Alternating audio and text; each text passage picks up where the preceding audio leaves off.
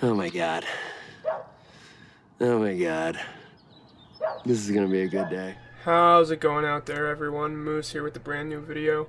And yesterday, I got to see probably my favorite movie for the rest of this month. I don't think anything else is going to top it. Anyways, it's called Creep. It was released at a festival in 2014. It came out in 2015. Again, that's Creep. And no, it's not that song by Radiohead that everyone likes to quote out of context. So, you're probably saying, Moose, alright, Creep. What's it about? Well, let's get to that. Our movie starts when our protagonist, a videographer by the name of Aaron, answers a Craigslist ad posted by our antagonist, Joseph.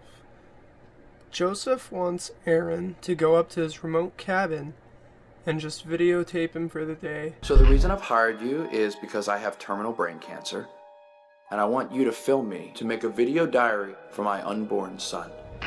And in exchange, he's going to reward him with a large sum of cash. I can't remember how much money it is, but it's a sizable amount, and it will make Aaron very happy. Before I go any further, I want to address the fact that yes, this is a found footage movie. Ugh, I know, I'm groaning with you. Found footage has been so overdone. It's like the survival game of the movie universe. But Creep manages to do this so well that it may be one of the best found footage movies I've ever seen. And I'm saying that not as a professional critic, but as a professional consumer. And there's a lot of little cool things about this movie too. It's a two-hander, which means you only see our antagonist and our protagonist, and the whole movie is based off their interaction together. It's an independent film. These two guys wrote it, directed it, paid for all the stuff themselves, and I'm just so fascinated that it turned out so great. It's a quick little movie. It's only 80 minutes long. Has a 6.2 on IMDb. It's to Fresh Meter, though, is at 96. The audience, though, rates it out of 64. And I'll just give it away right now. I'm going to give it higher than that. I'm going to put it like 70, high 70s. I remember watching 12 Angry Men and falling in love with that film because all it gives you is 12 people, one setting, and the whole movie is based around your feelings, the tension, the drama. You can feel it, like you're in that room with those guys. And that's what this felt like. You feel like you're there with Aaron and Joseph. You feel like you're a bystander, a third party. You can feel the awkwardness, the tension, the anxiety. And that's what really helps you emphasize with the protagonist, is that it's almost like you guys are feeling the same things throughout this film.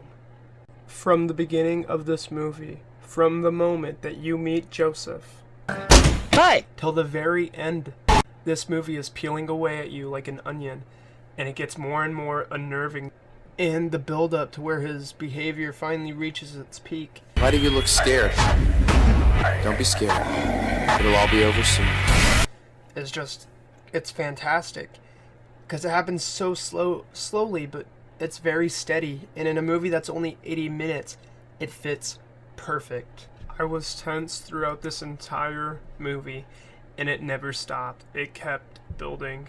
It's like, imagine you're trapped in a room with the craziest person you know.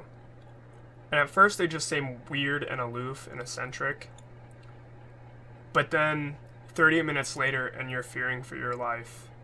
So not only was I feeling that, but I was feeling for the fear of the protagonist's life. And that's really where this movie succeeds, is it takes two characters, three settings, and it makes you feel something. That's what I love about it. With so little, it can make you feel so much. When you follow those feelings, great things can happen. Don't ever forget. That isn't to say, however, that this movie isn't without its faults. At some points, the actor playing the protagonist, Aaron, delivers his lines a little stale, and I feel like they're like drugged only along on a toboggan by our antagonist's character, Joseph. The movie uses jump scares quite often, but it manages to somehow do it in a way that makes them feel refreshing and new. quite often we see a bunch of old horror movie tropes coming up as well. Joseph, I think I'm gonna head back. You see my keys? One drink, okay?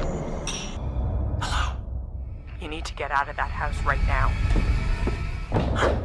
And we see the common dumb decisions that the protagonist makes throughout the final act in the movie, and they're just kind of generic. And it kind of I feel like it throws the cheese factor down on the movie a little bit, but they're acting together. Their chemistry on set just brings it all back into focus and kind of just evens it out. As we approach the final and enter the final act, the plot feels like it doesn't know where it wants to go, because it's a black comedy in a sense, but it doesn't know if it wants to end on the horror note or on the comedic note, and it kind of just drags you through this swamp with it. Once you get to the ending, though, it kind of brings it like all back into the center. One of the things, though, that I think impressed me the most about this movie was the dialogue, because it just sounds like two dudes always having a conversation, and it seems real. Like if you were talking to your buddy, or you were talking to the weird guy that fucking invited you to his secluded cabin, you guys are talking the way that you would talk to each other. It feels normal. It doesn't feel fake. It doesn't feel like you're in a movie. And that's really what I loved most about it.